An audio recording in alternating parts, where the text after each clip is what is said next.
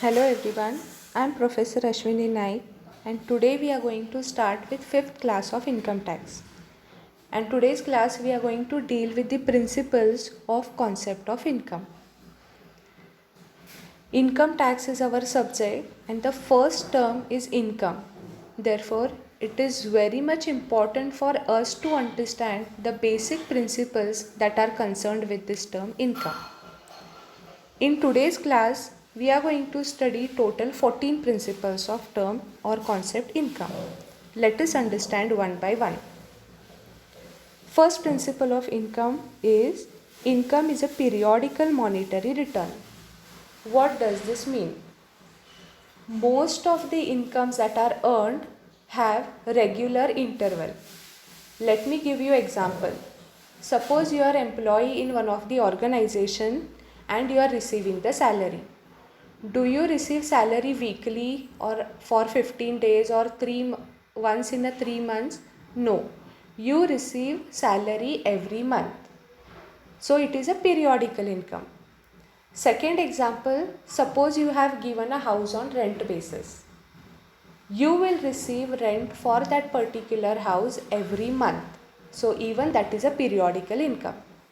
Suppose you have deposited 10 lakh rupees in bank as a fixed deposit. You will receive interest on fixed deposit every year. The banker will not tell you that next week you come and collect the interest. After 8 months you collect the interest and directly after 5 years you come and collect the interest. No. The banker will give you interest every year at the percentage fixed. Therefore, most of the incomes are periodical in nature.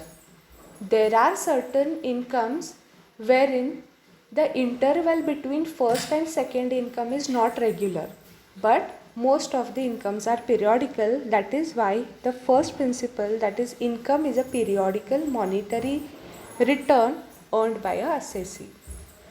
Second principle is income may be received in cash or kind. This also I would like to explain with an example. Suppose you are a doctor and you are going to operate one patient, and for operating the patient says, doctor, I will not pay you fees of 1 lakh rupees. Instead, what I will do is I will give you 30 grams of gold. Whatever fees that the doctor is receiving is not receiving in the terms of cash, but he is receiving in the terms of kind. Kind means he is receiving gold for operating the person. So income tax authorities will not tell you have not received cash, so you need not pay the income.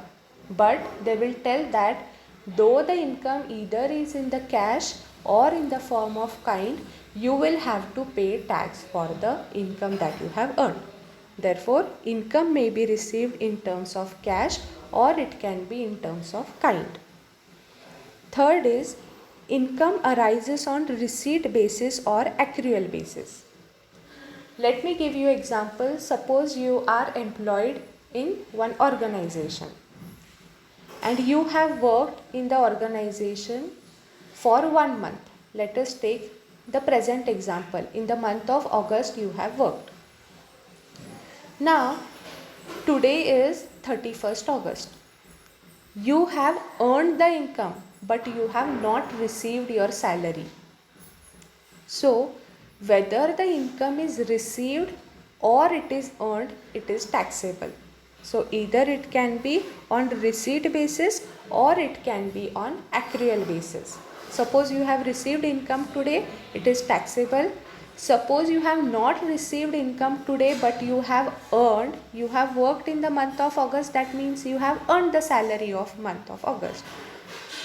Whatever income that you have earned is also taxable. So either it is receipt basis or it is accrual basis, it is taxable. Fourth is no distinction between legal and illegal income. There are many people who earn income through legal activities and there are some people who earn income through illegal activities. Now, Government of India will not say only those who have earned legal income will pay the tax and only those who have paid illegal income will not pay the tax. No. Government of India will impose tax on legal as well as illegal income of a person. Therefore, there is no distinction between legal income and illegal income. Tax will be imposed on both the kinds of income. Coming to fifth principle, the existence of dispute regarding the title of income does not halt the assessment of income. I would like to explain this with an example. Suppose there are 4 sons for a parent. They sell the property which belongs to their father for 5 crore rupees. Now there is a dispute as in how much each son will receive. Income tax authority will not keep pending of assessment of that particular income tax because the title of the owner is not clear. How much each son will receive is not yet decided. But income tax authorities will not say we will wait till you decide who will get what portion of that particular income.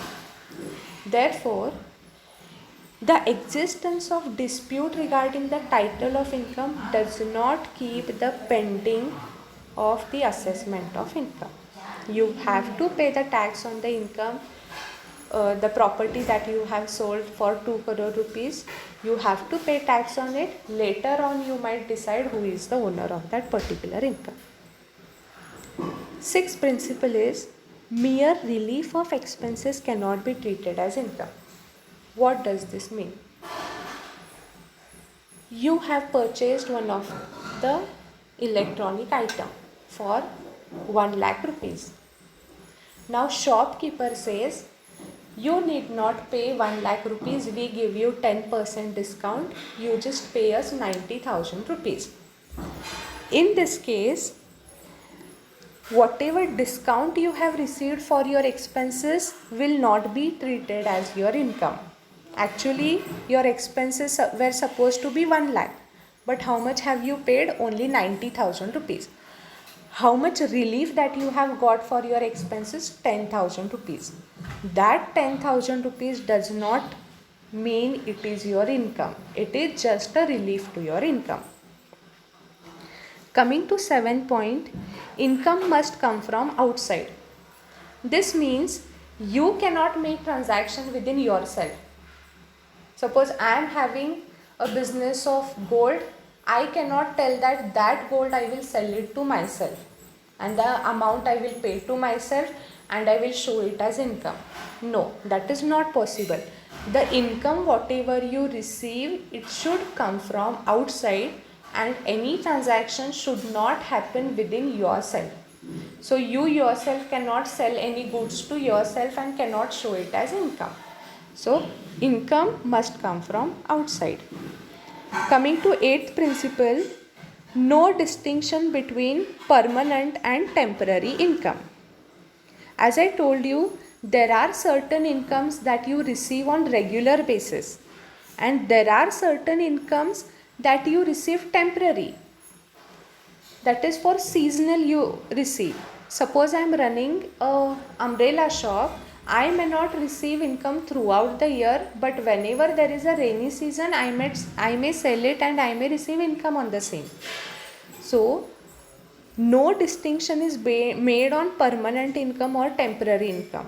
Government will not say, okay, your income is permanent income, you pay more taxes. Your income is temporary income, you pay less taxes. There is no distinction between the permanent income and temporary income. 9th is, income includes losses. It is not that always you should have a positive figure when you earn the income. In case of income from salary, definitely you will have a plus figure, that is a positive figure. But there can be certain times wherein the income can show the loss.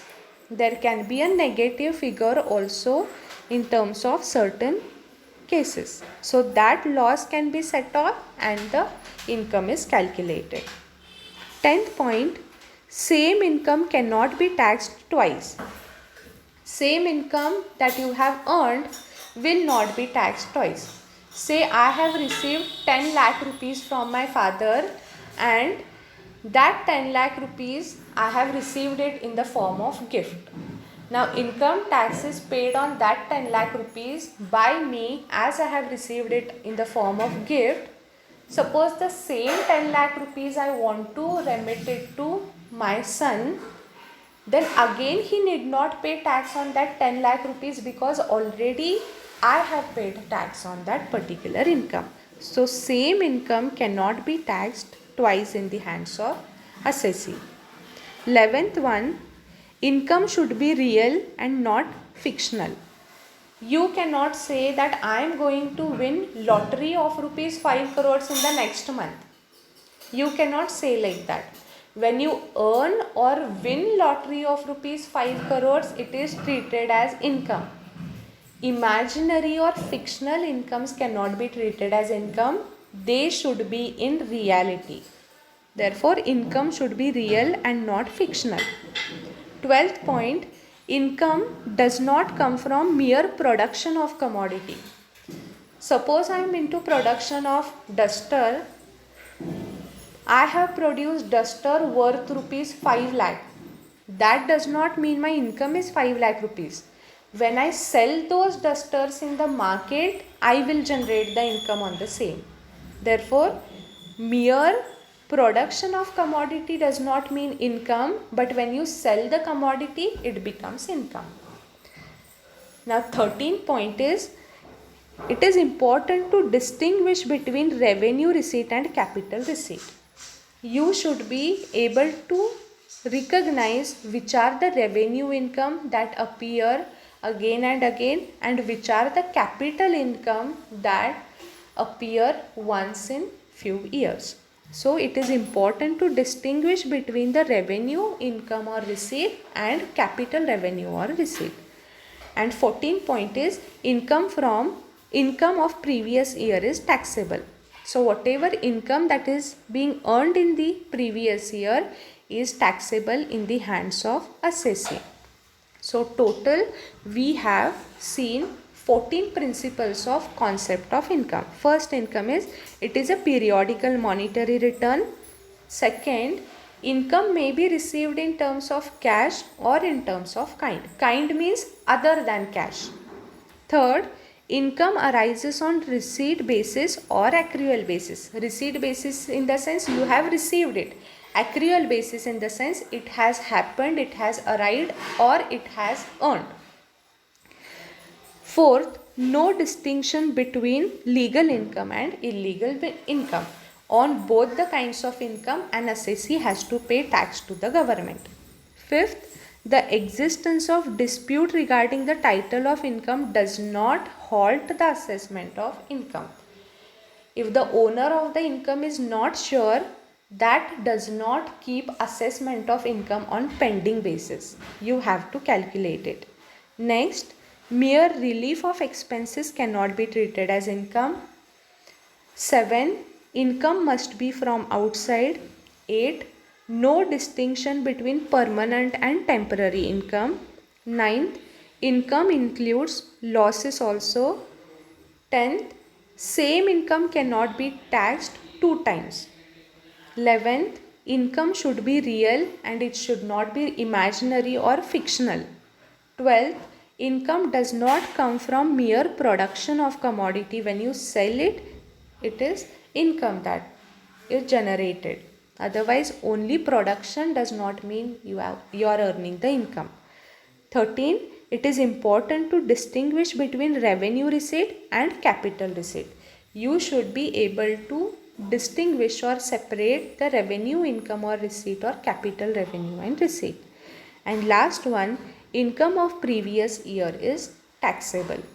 So today's class we have learned the principles, basic principles of concept of income. These basic principles will help you to understand the first term of our subject, that is income. So next class we will be studying other important concept of first unit.